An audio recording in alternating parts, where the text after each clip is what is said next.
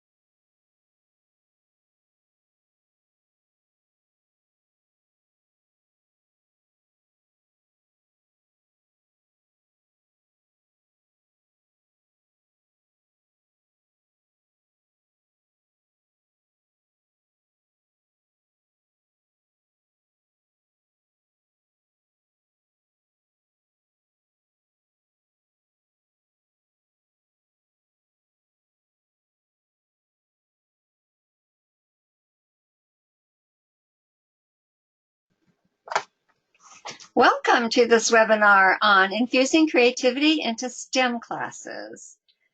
NSGT SIG has an annual award called Person of Significance, through which we recognize a leader whose work has greatly influenced our enrichment programs for gifted and creative students in our alternative educational settings of summer and online programs. This year, our focus is on the work we do to encourage and enhance creative thinking behaviors in our programs. Our 2018 Person of Significance is Dr. Bonnie Cramond, who we recognize for being a transformational leader in the identification and nurturance of creativity. Dr. Cramond is a professor of educational psychology, gifted and creative education at the University of Georgia. She has been a member of the board of directors of the National Association for Gifted Children, director of the Torrance Center for Creative and Talent Development, editor of the Journal of Secondary Gifted Education, and a school teacher. Currently, she's on the advisory board for the American Creativity Association and the Future Problem Solving Program International, and is a member of the Japan International Creativity Society. An international and national speaker, she has published numerous articles and chapters, a book on creativity research, and also teaches classes on giftedness and creativity. She's particularly interested in the identification and nurturance of creativity, especially among individuals considered at risk because of their different ways of thinking, such as those misdiagnosed with ADHD, emotional problems, or those who drop out.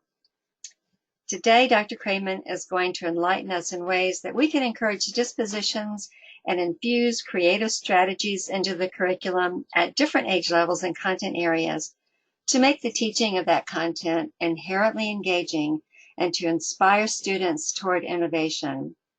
At the end, we will have time for questions, so please write in your questions in the chat box on your screen, and we will address as many questions as time allows. And also be reminded that this webinar is being recorded, and we'll send you the link within a couple of days so you can review it again if you like. So without further ado, here is Dr. Cramond. Hello, everybody. Good afternoon, and thank you all for being here today. And for my webinar, Creativity in STEM is More Than STEAM.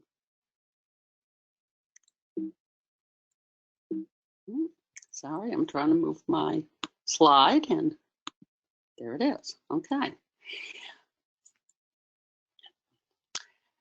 Since the emphasis on STEM, science, technology, engineering, and mathematics in recent years, there has been some concern among educators and others that we are sacrificing our students' creativity. In fact, Newsweek did a cover article on this called the Creativity Crisis back in 2010, and made the point that perhaps all this emphasis on learning facts and testing facts was hurting students' creativity, ingenuity, and inventiveness. So some people decided we needed to add art into the mix, and STEAM was born. But adding art as a separate subject does not necessarily add creativity into the STEM areas themselves. It's still being looked at as a separate topic. And part of the reason for that is when many people think of creativity, they think of the arts. People will tell me, oh, I'm not creative, I can't draw. I'm not creative, I don't play a musical instrument. Or they think of very eminent people like Picasso, Mozart, etc. But creativity can be expressed in any field of human endeavor, and all humans have creativity that can be nurtured. So today we're going to talk about how we can do that, and especially in STEM areas. We do often think of creativity as two separate kinds, and there's the inventive or innovative creativity, which addresses a worthwhile problem and is evaluated according to whether the solution is appropriate and novel. And that would include most of the STEM areas. But then we look at expressive creativity, and the emphasis is on the illustration of an emotion, and it's evaluated by whether it's original and valuable. You can see in the picture that I put this architecture in the middle because architecture is one of the areas that's a pretty good combination of inventive, innovative, and expressive. But these are not a real dichotomy anyway. There is an aesthetic experience in the realization of an elegant solution to a problem. And as any of you who've done creative artwork know, there are many problems to be solved in the completion of an artistic expression, even saying what medium will I use, what size, what colors, or what tone for the music, etc. So it's not truly a dichotomy. And this was clearly shown if we look at how close are Newton's apple and Jobs' apple to Cézanne's apple. Well, here Steve Jobs is sort of in the middle because he combined design and technology, which many people say is why he was so successful. His idea to make the earbuds white for the iPod, really are what made them catch on. They were distinctive. So Robert and Michelle Root Bernstein wrote a book called Sparks of Genius. Robert Root Bernstein is a physiologist who obtained a MacArthur grant. You know, they're called the Genius Grants. And his wife, Michelle, has a PhD in history, but a background in the arts too. And they decided to work together and investigate how artists and scientists do solve their problems and come up with creations. And from that, they wrote the book Sparks of Genius, which tells about the 13 thinking tools that both artists and scientists use. And we'll come back to that in just 1 minute. But they included, as evidence of this, a quote from the French physician Armand Trousseau. He said, "All science touches on art. All art has its scientific side. The worst scientist is he who is not an artist. The worst artist is he who is no scientist." And they found by studying these artists and scientists at the top of their field, many of them Nobel laureates, that most of them not only used the same thinking skills, but most of the scientists had artistic hobbies and vice versa. So this is an example, of course, Einstein playing the violin. Individuals at the top of their field are both intelligent and creative. And Einstein, it supposedly said imagination is more important than knowledge. So very creative and intelligent people at the top of their fields are imaginative and analytic, and they both consume and produce knowledge.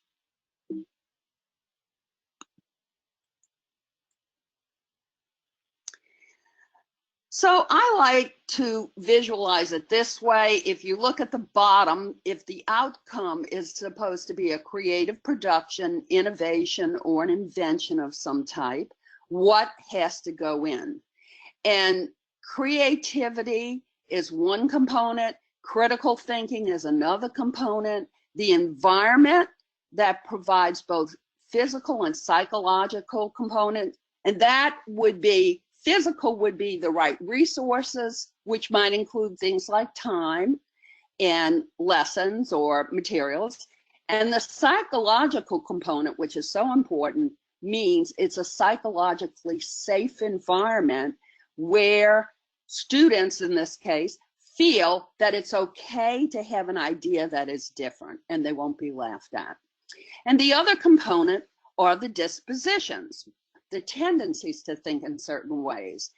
As teachers, any of you who are teachers, you know, it doesn't matter if a kid is brilliant or highly creative if that student does not choose to use that intelligence or creativity. So the dispositions talk about those tendencies to try to use those ways of thinking. Okay, so how can we nurture creativity? This is the part we're going to focus on for this webinar. We can nurture creativity and innovation by developing dispositions to choose to think, skills to think effectively, and then opportunities for students to use these skills and dispositions in innovative experiences. So if we look at these three things, these are the things we're going to be talking about. How can you help students develop the dispositions and the skills and then give them the opportunities to use them?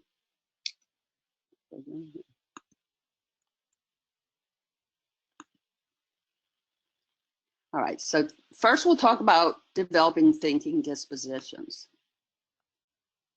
What are dispositions and how do we develop them? Well, dispositions are typical ways of thinking and behaving. And the more we practice them, the more they become ingrained. So we want our students to practice these thinking dispositions so that they will naturally use them whenever they have an opportunity. The dispositions are taught then by 4 different methods. Modeling good thinking dispositions and behaviors. So teachers, parents, whoever, adults, mentors, model good thinking. Show that when they have a problem, they go about trying to solve the problem in either a very rational, logical way, if that's the kind of problem it is, or to try to think of a creative solution if there is no obvious logical solution. And they talk to students about how they're trying to solve these problems. That's the second part, explanations of good thinking approaches and strategies. When we explain to students some ways that we think to solve problems, but also giving them examples of how other people have thought of solutions or how they've come up with strategies to solve things. And, you know, most of you know the story of Archimedes in the bathtub, and he realized when he got into the bathtub, the water rose, and, you know, then eureka, he figured out how he could weigh gold through displacement of water. There are a lot of examples. We all get, well, we don't all get in the bathroom every day, bathtub, some of us shower, whatever, but he thought of that where other people didn't. And that was using an opportunity and thinking. Interactions, we have to give students opportunities to use reasoning and to just discuss it. Well, how did you solve that? And why did you solve it that way? Or how did you solve it? And why did you solve it that way? And then we need, of course, to give them feedback that thinking is supported and encouraged and clearly valued. In fact, I taught some middle school students a unit, and we were really working on thinking skills. And sometimes I gave them problems, and they had to tell me how they were going to try to solve the problem, but I didn't want an answer. And that was so strange to them, because usually we want the answers, but I wanted them to think about what they were going to do to try to solve it, and gave them various different kinds of problems. So what are some thinking dispositions?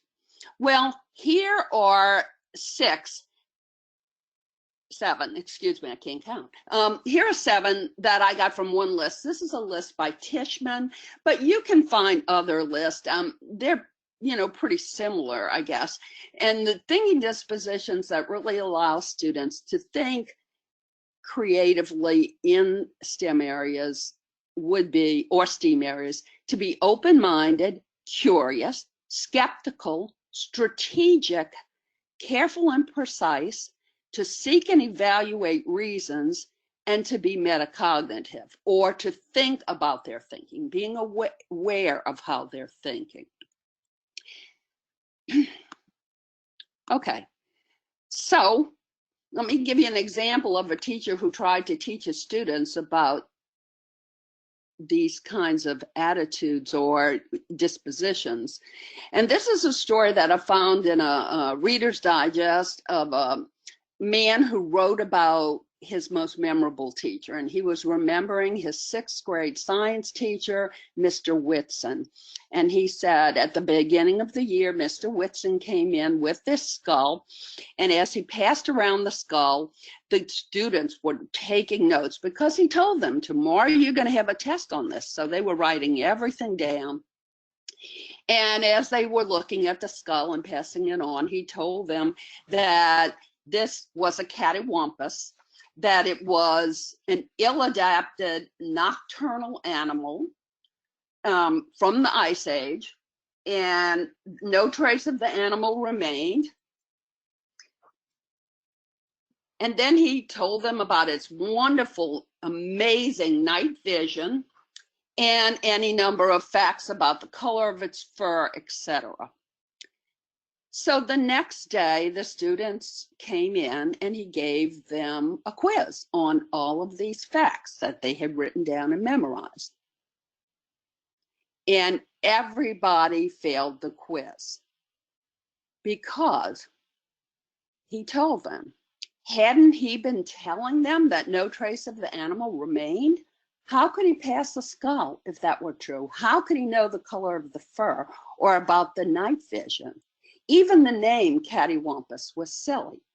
And he wanted to teach the students skepticism. Now, this particular person who wrote about the story said, I did learn skepticism and question. And I realized this wouldn't work in all situations, but I thought it was a good example of trying to get students to really think when facts don't line up. And an activity you can do, some of you probably know the activity, which is De Bono's 6 thinking hats. And in the activity for 6 thinking hats, it's usually used to develop creativity. And these 6 hats are colored, as you see in the slide, with each person in a group of 6 wearing a hat. The person is supposed to discuss a problem posed to them, staying in the thinking skill that goes with their hats. So for example, the person with the white hat is supposed to just deal with facts and figures and information, just the truth, what we know. The person in the red hat is supposed to think about emotions and intuition and how would people feel about things.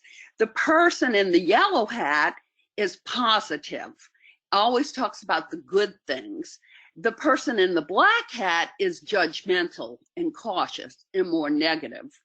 The person with the green hat is supposed to think of creative alternatives. And the person in the blue hat is supposed to keep everything going, keep the process under control, be sure that each person stays with the thinking according to the hat he or she has been assigned. So I have done this activity with children, with adults, etc. And then a fun thing to do is after they discuss a problem or an issue for a while, have them switch hats and then try to argue in a different way. Well, some modifications you could use for this activity is obviously you can use different colors. I know De Bono gives those colors and people try to make sure those colors stay with those thinking skills, but the technique really doesn't, it's not wedded to that. So if you happen to have construction paper that has orange and purple, of course you could use whatever colors you want.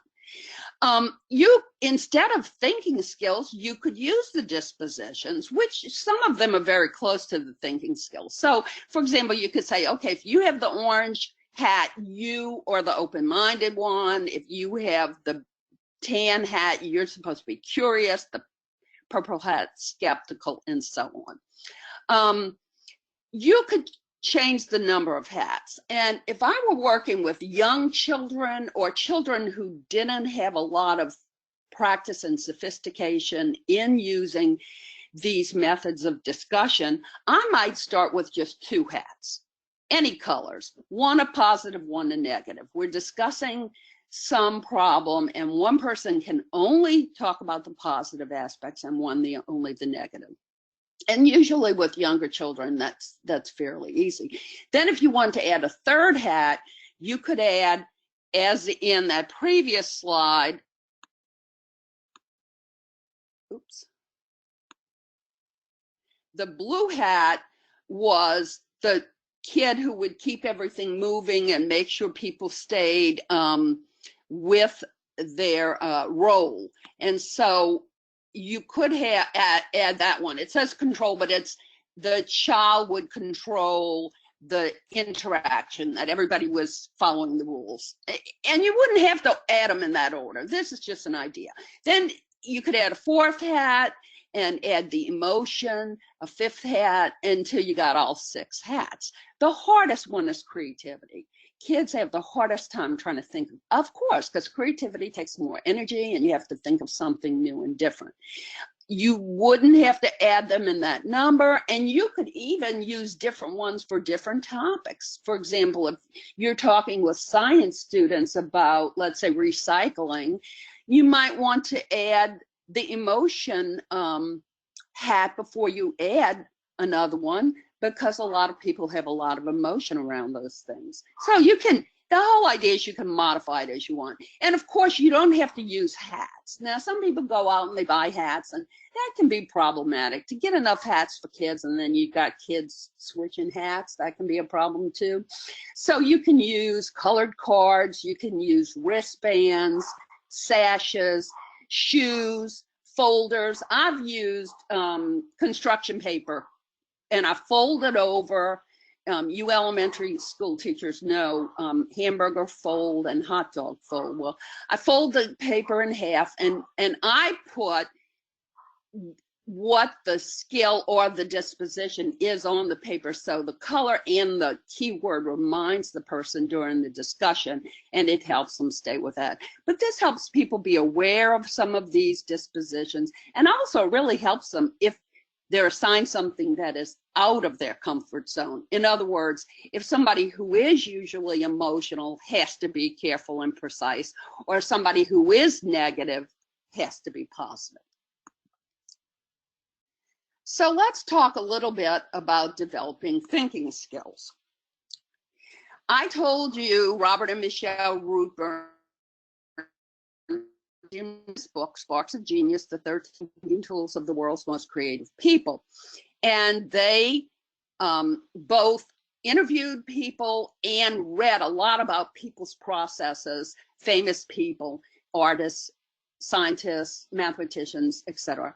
And they came down to 13 tools that they said these people use in their work, whether it be art or science or both. And those are listed there. Now, we don't have enough time to go into each of these, and many of these you're probably familiar with, but I wanted to give you a few examples. So observation is so important, really observing, and then using imagery to imagine solutions. And here's an example. You all probably know we have a really big problem. We have islands of plastic floating in our oceans, pretty big islands of plastic.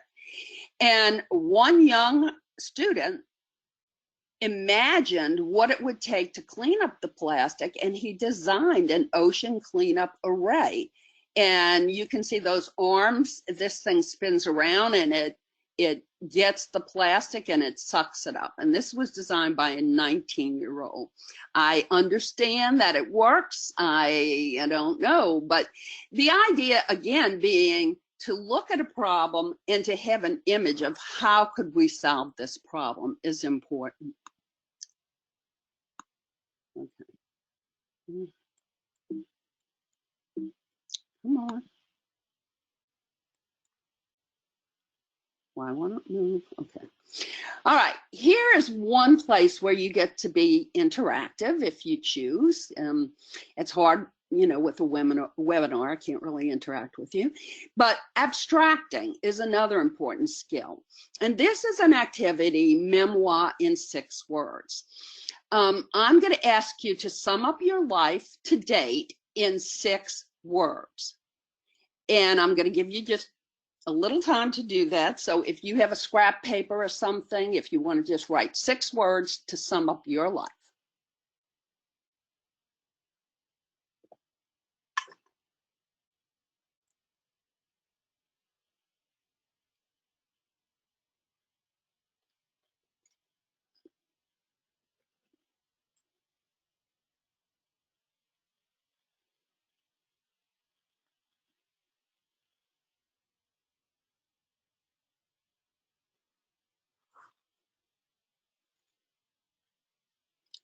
Okay, some of you might still be thinking or writing.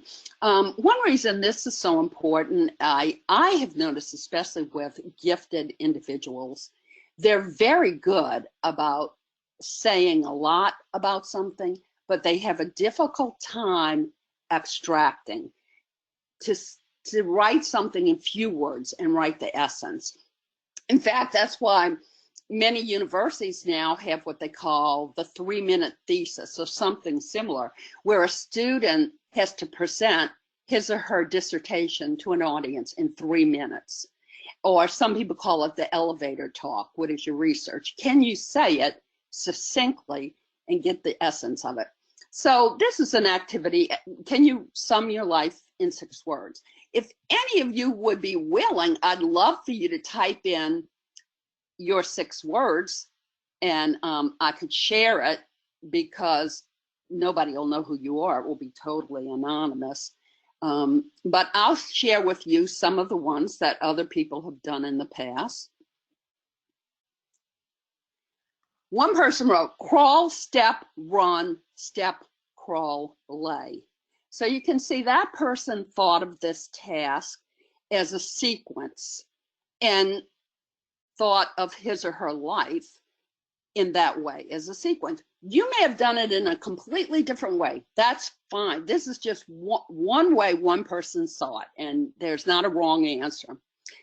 Somebody else wrote broke, payday, broke, payday, broke, payday. Just 2 words, but used 3 times to make a story.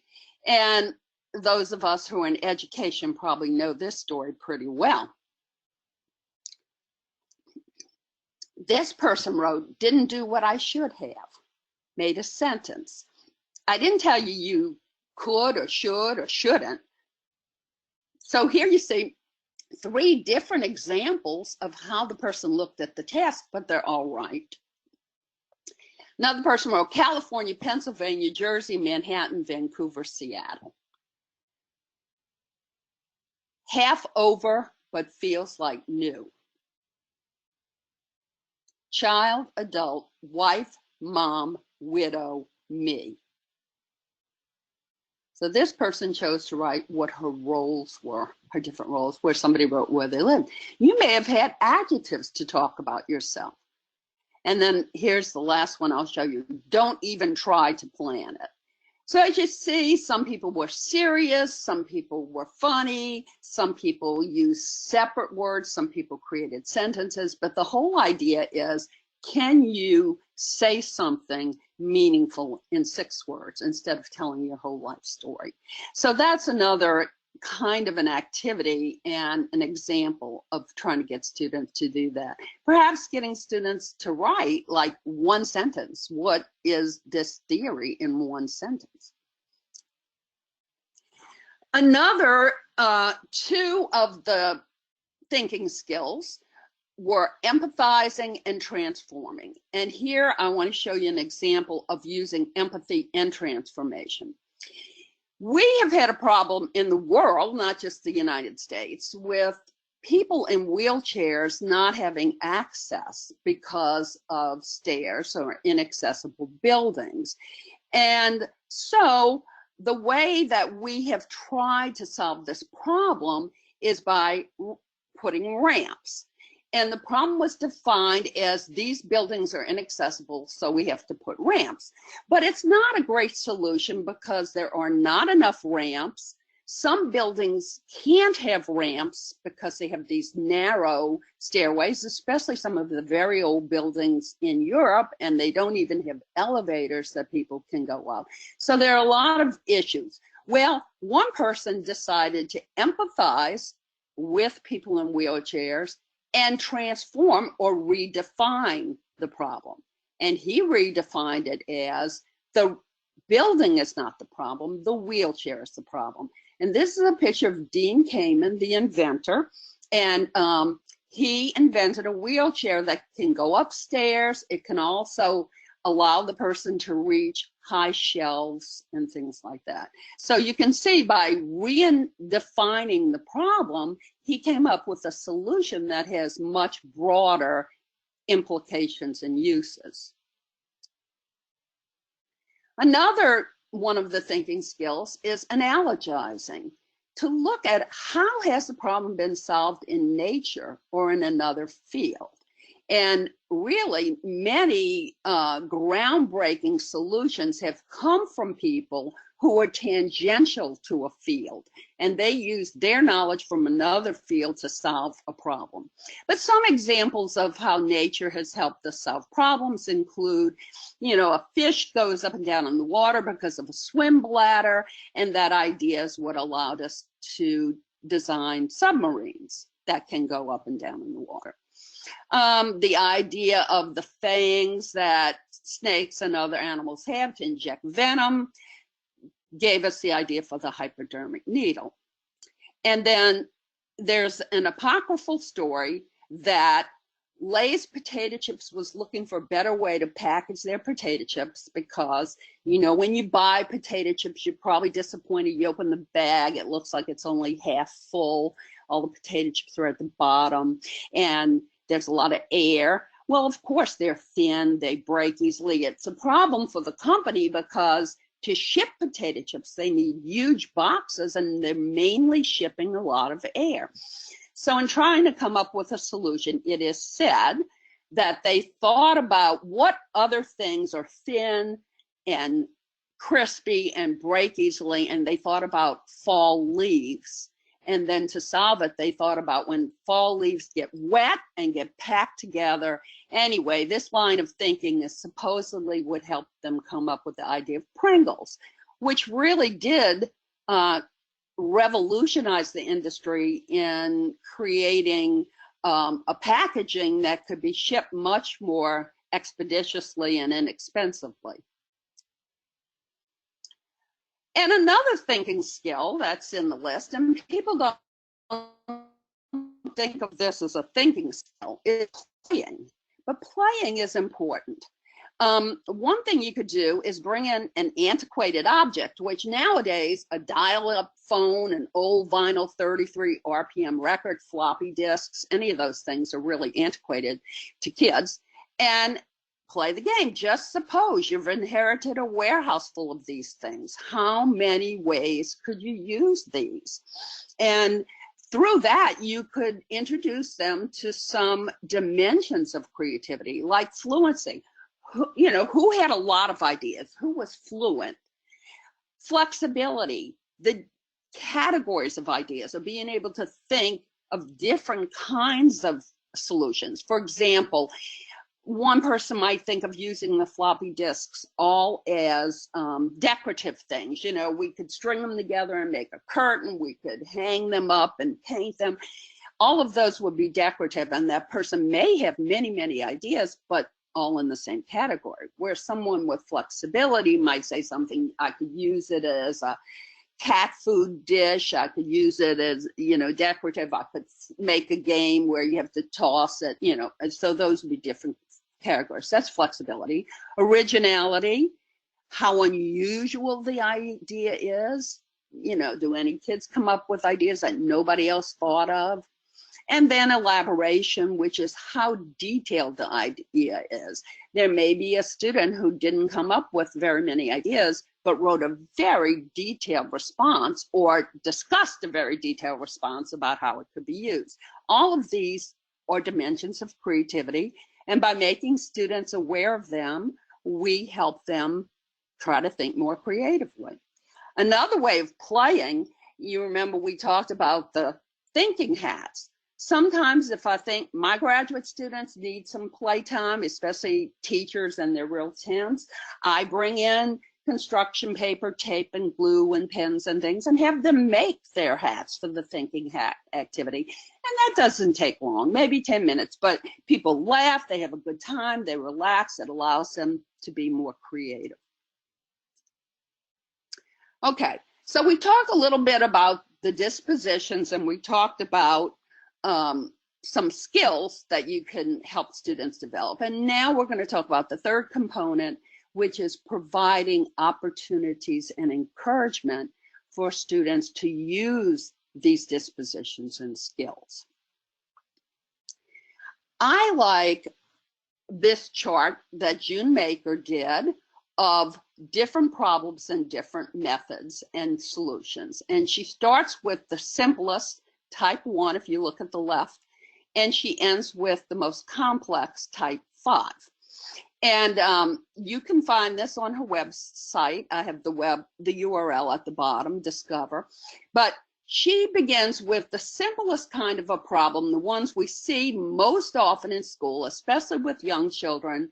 And here I'll say, instead of presenter and solver, I'll say teacher and student, because that's typically the way it's done. So in the first case, both the teacher and the student know what the problem is, they both know how it's supposed to be solved, and the teacher knows the solution and the solver has to come up with it. And that would be your typical, you know, math numerical problem, something like 3 + 4 = The child has the problem, knows he or she's supposed to add, just doesn't know, maybe know the solution. The second level, the problem is known to the student and teacher. The method is known to the teacher, but not the student. And the solution is known to the teacher and not the student. And an example continuing with math might be a word problem or story problem. The child has to read it and decide, is this addition, subtraction, whatever, and what the solution is. So that's a little more sophisticated. The third level is the problem is known to the teacher and the student, but there may be a range of methods to solve it. And there may be a range of solutions. And again, a real simple example of that might be if you give students several numerals and say, how many correct equations can you make out of that? And they could have a range of ways they could go with that. Now, but what I really want to take time on are the last two, because these are the kinds of problems we don't see as often in school.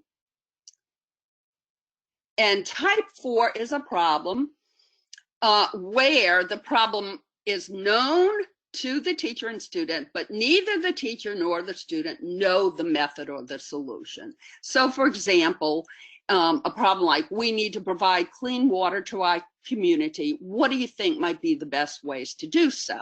So we know what the problem is. Our community needs clean water. There are several methods that might be used. You might look at how to get new water sources, how to clean the water we have, how to prevent pollution, etc. And even within each of those are several methods. And then, of course, there would be any number of solutions depending on the orientation of the problem solver and what method he or she chose. We don't see those problems as often in schools. And then the type 5, which is the most complex, is one where nobody knows exactly what the problem is, what the method is, or what the solution is. So a very open-ended problem would be an example here. What are the most important ecological problems facing our country, and what should be done about them? So the problem is open-ended, complex, ill-defined. Therefore, the method has to be devised once the problem is isolated and defined, and then the solution, of course, depends on the first two. These are the kinds of problems that are most often real world problems. People don't typically give us problems where they hand us the problem and the method. We have to discern what the problem is and figure out the method.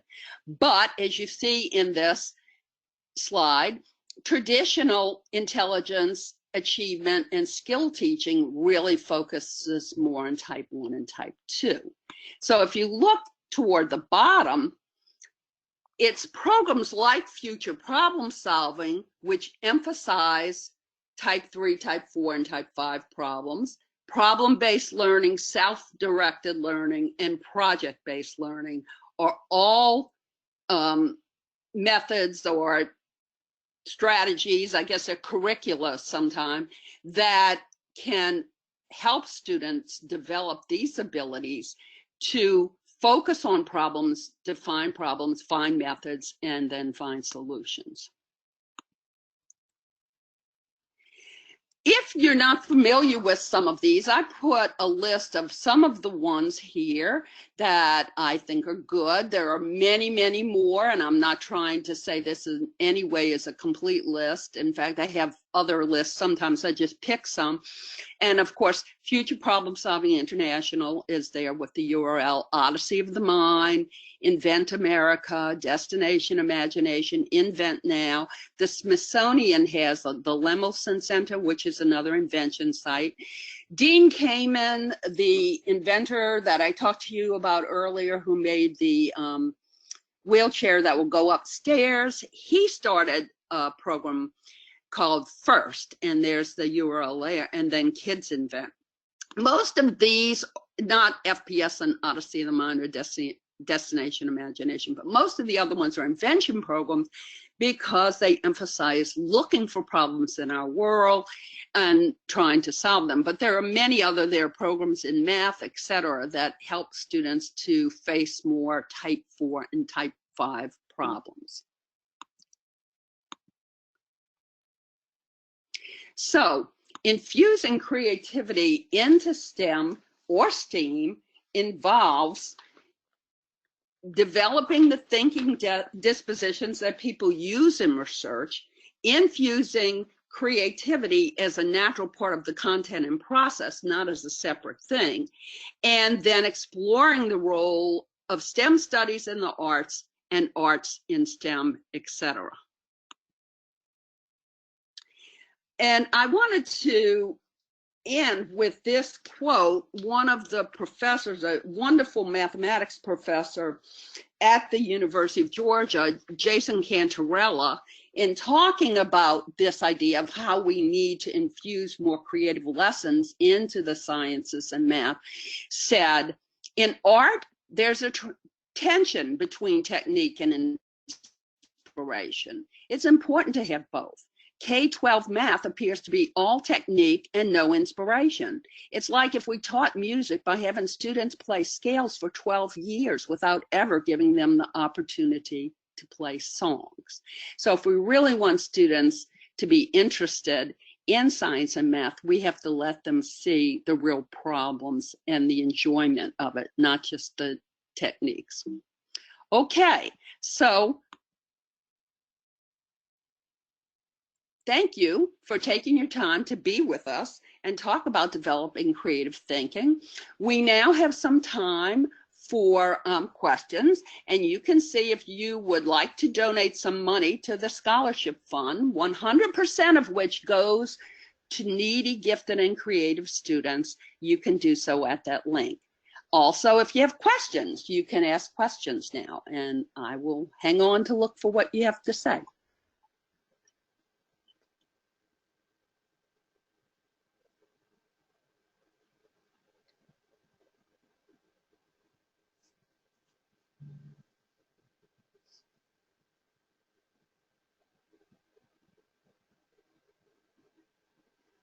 No questions. Dr. Cramond, I did notice that some people did share their 6 or more words. Oh, I didn't see that. I don't see it. Can you can see them? I can't see them. Yes. So one mom said that she is a helper, mom, learner, explorer, dreamer, and schemer. Wow, that's a good one. Another person said happiness, love, family, adventure, chaos, creativity. I think that's mine too. Okay, that's another good one. And another one Any other? went outside the box and said happy, long, more to do, explore, keep being happy, do something happy. Good. That's a happy person. And then we have a question that says, Okay. any advice for dealing with students who are persistently reluctant to taking on creative dispositions? Yeah, and I don't know why I can't see the questions because That's I okay, have I'll that. just read them to you. Okay, I have that open. Yes, you know, I always wonder why a student is reluctant to take on a creative disposition, because if you think of young children, they come into this world curious and wanting to learn and know. So it's really something happens that stops that along the way. And I don't know how old, unfortunately, the older the child is, the more ingrained that reluctance becomes. But I find if you really can find out what that child is interested in, and almost every kid has something that they're interested about and they're passionate about. If they're not, then they have really big other kinds of psychological problems. But if you can find out what that child is interested in and use that as a hook, usually you can really bring those creative dispositions alive and then help them apply them in other situations. But I think many times we don't know that, you know, and we really have to dig to try to find out what it is they're so interested in. And she's particularly asking about middle schoolers, if you have any special insight. Oh yeah, middle schooler. I taught middle school, so congratulations to you. Yeah, middle schoolers, I think part of that is developmentally what all they're going through, but they still have things that they're very interested in. And sometimes they don't realize that things that they're interested in can be related to academic topics. I'll give you an example. When my daughter was in middle school, it was, you know, websites were new, and she had developed 4 websites on her own.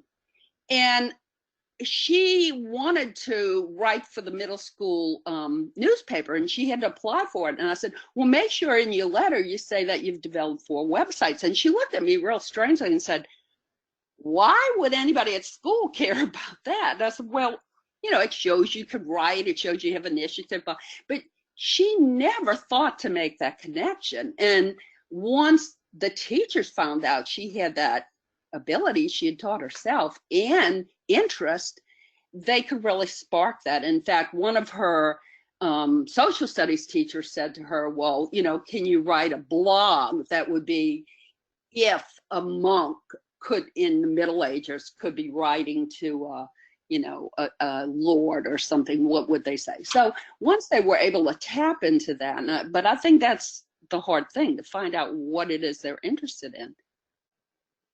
Okay, great. And then there's a question that I can answer about getting the list of websites that you spoke about. I just remind people that this is recorded and they'll get the link to it later, so you can go back and refer to anything. And then there was a question about the donation link, which is at the bottom, which even for me is hard to read, but it's Right. basically go to our website, nsgt.org/donation. You'll see a donate button there. And of course, that will be in what we send you again. And we'll also send you the link in the email. So I'm very excited that someone's asking about that, because Yeah. I really do hope that we can develop our scholarship fund through this webinar, and in Bonnie's honor, help develop creative dispositions in students who don't have opportunity. So thank you indeed for that. I'm going to donate as soon as we get off. I'm donating too. Okay. Thank you. Thank you, everybody. Thank you, everyone, for being here. I know you're all so busy. I appreciate it. Do you have any last question from anyone?